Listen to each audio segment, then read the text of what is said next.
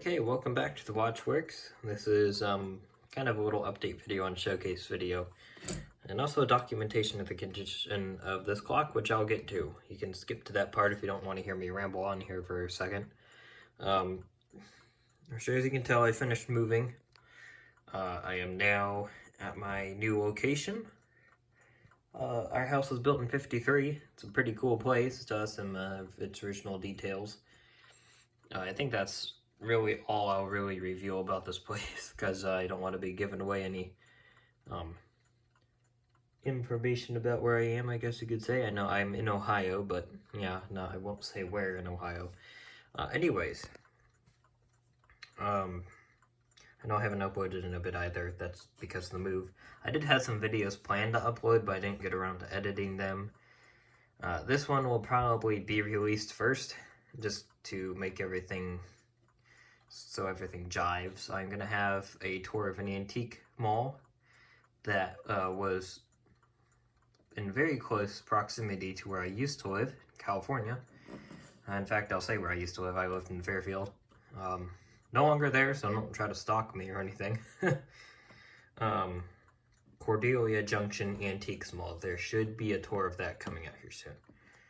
Probably this Friday, I hope. Now, with that being said, I get on to another one of the topics of this video. This is Diehl alarm clock, German made, first of its kind I've ever gotten my hands on. I usually get the American stuff because I live in America. I guess it does make sense that I'm finding more German stuff because I'm more east, because I lived in the west before. So yeah, it's this Diehl alarm clock. It has a really cool sweep second hand. It's all bent up. This does tick. It needs a service. It's also frowning. There's your alarm hand there. You can see how dry and crusty this is. Get a nice close shot of that. Scrumptious. The dial actually looks to be pretty nice. It does have some little radium pips. I'm not too worried about those. I always take pretty big precautions when working on this sort of stuff. And I might do a video on this, but I'll have to disassemble the case and secure the dial and hands outside. Don't want to breathe in or really come in contact with radium dust. It's not really my cup of tea. I'm not like that Boy Scout that built a friggin' reactor in his garden shed. I'm not like that. I prefer not to die of radium poisoning. With these, when it's all enclosed, I mean, you don't really have to, you have to worry more about radon gas these give off. You don't really want to keep them in a super enclosed area where you're there all the time. Anyway, I'll stop ranting about that. Has peg legs. When I first got a glance of it at the antique place I went to, I thought it was a Big Ben, just at a very quick glance with the nickel case and the peg legs, but no, this is definitely not a Big Ben. As I said before, it's a Diehl, which, I like that logo there, definitely very 40s, well, nah, 50s, kind of 60s, not Japan, German. And I guess you could say I got a good deal on it because it was $8. There's the side. Zoom in and more crustiness. Yeah, that's pitting there and nickel plating flaking off.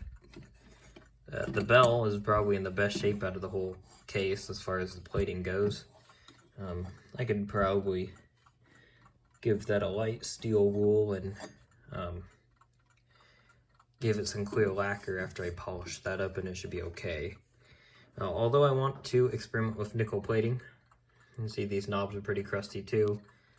These keys have a little spring on them, which gives them that spring action, which is neat.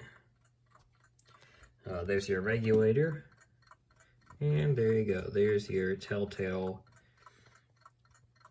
origin of production. Yeah, these remind me of the travel alarm, West Clock's travel alarm. And I'm sure some other German alarm clocks had these. Interestingly enough, they're held together with a screw. I think the whole assembly comes apart if you remove that screw. These are just traditional keys that unscrew from the winding posts. That's the alarm button. Once again, some more crustiness. This is just wonderful. I'm sure you noticed that. In fact, let's get onto that right now. Well, first off, here's the other side of the case. Bottom. Only the finest rust and nickel flakes available here. This is an inner bezel. This pops out. Luckily, this is not an actual rolled edge on this part of the casing. It's an inner part. And this comes out once you remove the bell. That is friction fit, kind of like a tin can alarm clock, the back. And I was picking at that, and it just kind of fell apart. So it's in a sad state of disrepair right now. I'm amazed it runs. It runs pretty decently, but I'm not going to keep running it like this. But yeah, that's really about it. This is kind of a random video that I want to get out there, so I can kind of maybe get a schedule going again. Even though my schedule may be kind of inconsistent, missing days where I upload, I'll probably most likely upload on Fridays. This video should be going up the day of filming. It's not a Friday. Yeah, that's really gonna be it for this video. Nothing special. I've rambled on way too long now, so that being said, if you made it to the end, thanks for watching, and I'll see you all next time.